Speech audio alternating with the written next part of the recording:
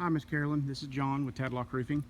Up here, I'm looking at this tree damage to your roof. I'm going to go ahead and guess, and I'm pretty safe to say that that was a tree that fell right there.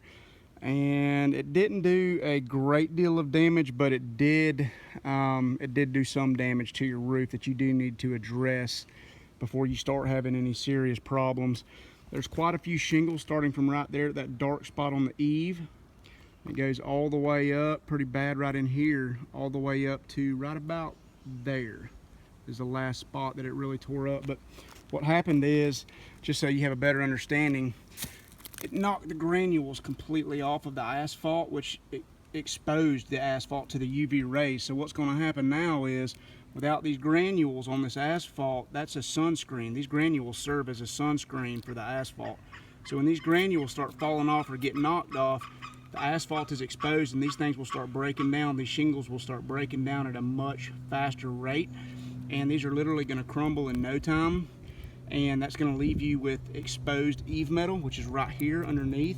And what's going to happen is this is going to fall off, it's going to crumble off, and water's going to start getting in and cause wood rot on the interior of the wood. There's another good illustration of it right there. So it tore those up pretty good. We don't need to replace the eave metal, but we do need to replace these shingles so that you're not having any problems for the rest of the life of the rest of the roof. And then over here, looks like it took the brunt of the impact, but you got a good spot right down here where the rake meets the eave almost. Up the rake just a little bit, but it tore these up a lot worse than it did those up there. My shadow's in the way. Hopefully you can see that and get out of the way. See, it tore it up real bad, and water will absolutely get up under this deal. They're lifting up too, so yeah, we need to go ahead and get these fixed for you. I don't think there's any wood damage just yet, but this eave metal underneath is destroyed as well. It's bent down real bad, and it's not gonna give you a solid seal like you need on this rake or this this rake.